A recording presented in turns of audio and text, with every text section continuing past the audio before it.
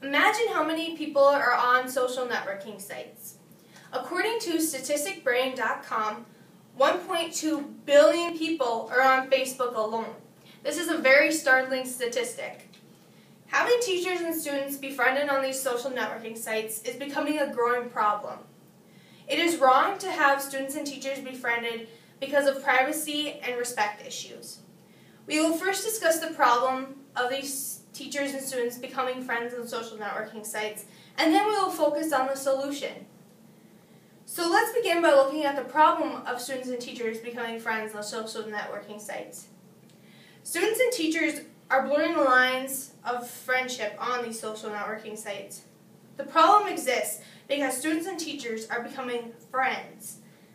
The problem is that teachers and students are becoming closer on these social networking sites and could be developing more personal relationships. The problem exists because schools don't have social media guidelines that the teachers can follow. The problem is caused by teachers and students adding each other on these social networking sites and thinking it's okay. The significance of this problem is very widespread. It's very common for students and teachers to develop a more personal relationship on these sites. The problem is definitely growing.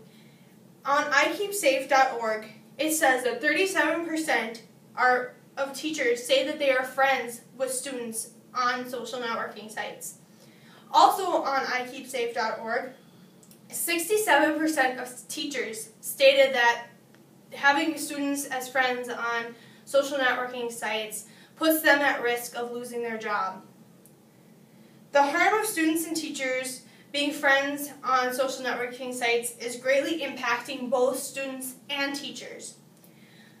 A good example of this is the Spinnerman versus Hughes case of 2008.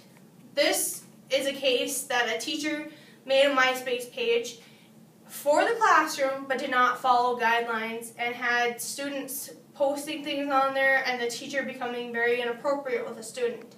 Another teacher found out and reported him, and he took down the page but in turn made a new page. There is a good example of students and teachers taking things to a way different level. In 2011, Missouri passed a bill that there should be no communication electronically between teachers and students. The law was later revised because people thought it infringed on freedom of speech. Now knowing that we have a problem with teachers and students befriending each other on social networking sites, let's look at a solution to these problems. Schools should implement a social networking policy which outlines what the student and teacher should be doing on these sites and the things that they can and can't do. Teachers and students should be transparent when using these social networking sites. According to CNN.com, teachers and students should identify themselves by their real name and real age. Teachers should state that they are members of the school and put why they have the page, the criteria that's on the page, and the course syllabus. Students and teachers should make sure that they follow these course syllabus and the guidelines that are implemented because of this page. The page should be designed for classroom use only. The page should be monitored by school officials such as the principal, superintendent, and school board.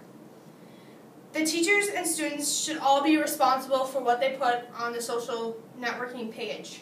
Each person is responsible for what they say and do on this page, and they should be held accountable for things that go wrong. Don't put anything that could be perceived as inappropriate on these pages. Our English teacher avoids the problem of students and him being friends on social networking sites by him not accepting any friend requests until they are out of high school. This is because then they are adults and he's not their teacher anymore. According to an article in the New York Times, no guidelines are out there that ban teachers from using social media. It can be beneficial to use social media for a class, but when it is not monitored and does not follow the syllabus, it can be very harmful.